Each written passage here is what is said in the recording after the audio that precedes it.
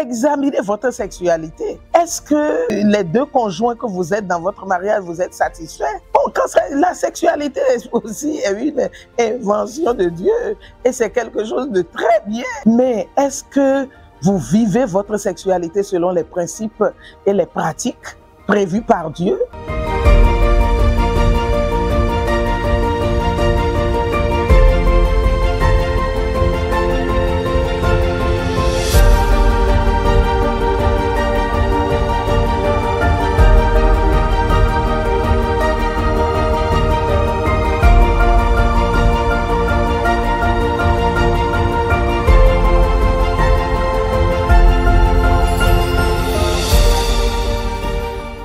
Bonjour, bonsoir, chers amis internautes. Comment allez-vous? J'espère bien pour vous-même et pour vos familles respectives.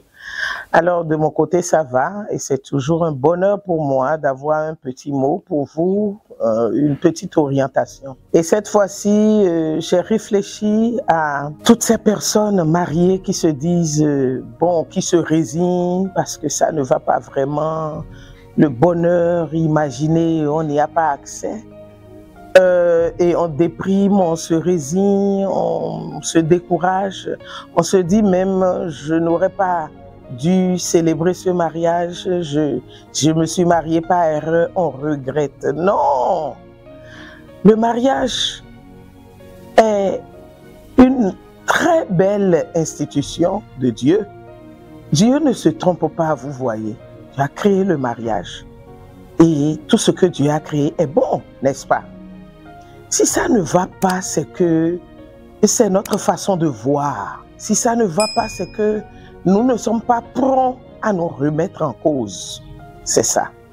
Et donc, pour cette fois-ci, j'aimerais vous inviter réellement à considérer chaque aspect du mariage, à revisiter chaque aspect de votre mariage et chaque domaine du mariage. Et c'est plusieurs domaines qui affectent le mariage. Ok, l'ignorance dans ces domaines-là, comment s'y prendre si on ne sait pas. Et je vais nommer ces domaines, plusieurs domaines, mais je veux me limiter à trois et vous parler de la spiritualité. La spiritualité, ce n'est pas je crois en Dieu, je suis chrétien, je suis chrétienne, non.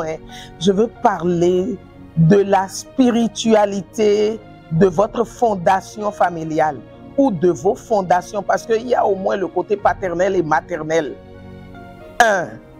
Et de deux, je veux dire, examinez votre sexualité.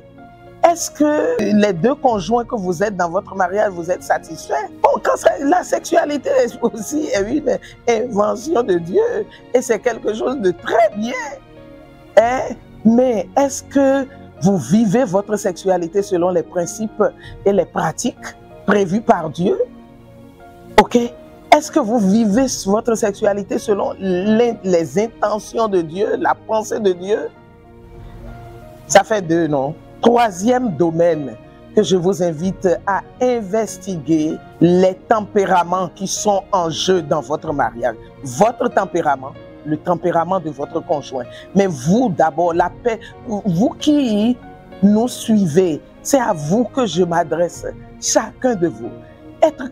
Comment est-ce que vous gérez votre tempérament avec celui de votre conjoint? C'est ça.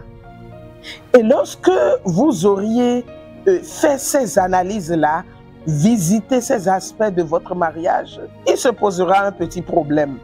Ne vous découragez pas. Le problème, c'est que si votre conjoint n'est pas dans la même dynamique que vous, prêt à également faire ces analyses, prêt à opérer des changements également, alors vous serez buté à cela. Mais non, je vous conseille de jouer votre part. Si vous avez vu des faiblesses, des problèmes, notez-les, ok? Et commencez par travailler. Et ce que vous allez faire pour que Dieu, dans sa grâce, fasse en sorte que votre conjoint vous rejoigne, c'est ceci. Si la communication aussi n'est pas affectée, c'est que vous avancez et à un moment donné, stratégiquement, vous pouvez partager vos recherches, vos leçons, vos décisions, vos résolutions avec votre conjoint. De manière subjective, hein, pour l'amener, parce que ce que nous faisons mal, c'est qu'on veut obliger le conjoint à opérer des changements. Non, le changement vient de l'intérieur. On ne peut pas imposer le changement à un autre être humain, même si c'est votre enfant. OK?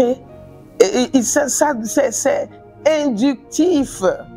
OK? Vous devez trouver la manière d'aborder, de suggérer, de proposer, de l'inviter. Vous comprenez? Ça, c'est délicat. Et deuxième chose, vous priez.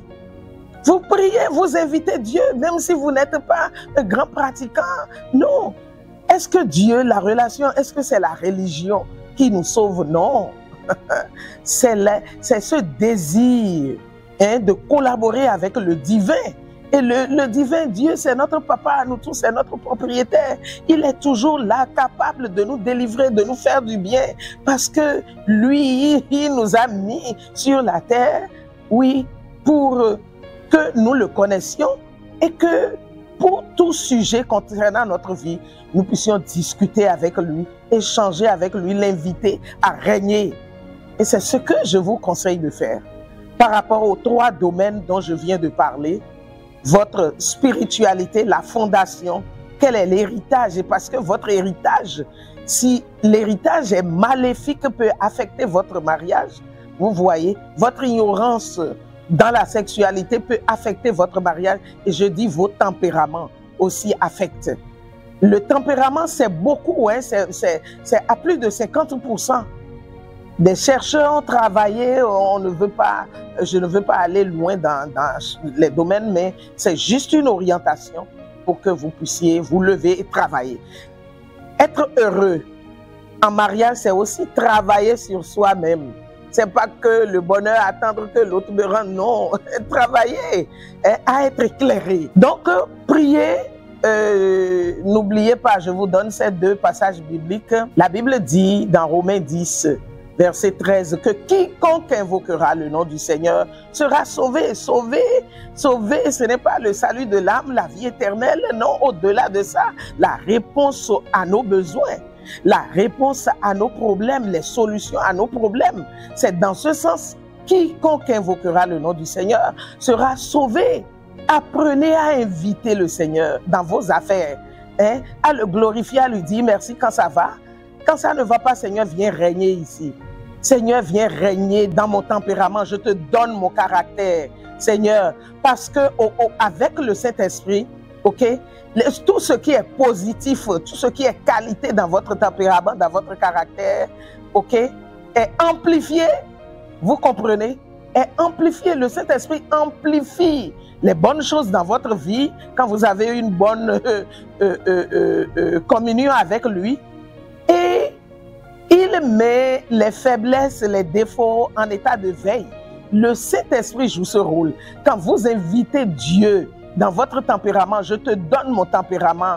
Seigneur, viens amplifier les qualités et viens régner dans mon tempérament. Le Saint-Esprit fera ça progressivement.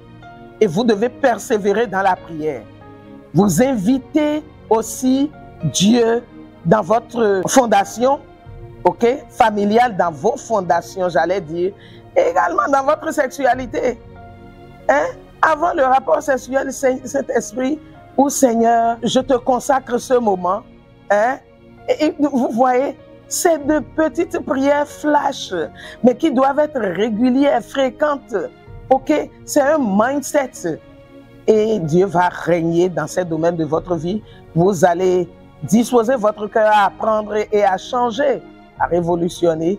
Et votre conjoint vous rejoindra. Parce que lorsque le conjoint, au départ, n'est même pas favorable et que vous travaillez sur vous-même sérieusement et constamment, et que le conjoint voit les bons résultats, les changements positifs, le conjoint vous rejoindra.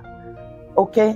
Donc, voilà un peu quelques réflexions que j'ai voulu partager avec vous, explorer 3 domaines, il y en a d'autres, mais c'est 3.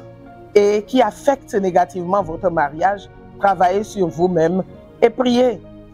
Il y a le dernier verset que je veux vous donner, il dit, c'est dans Psaume 34 au verset 5.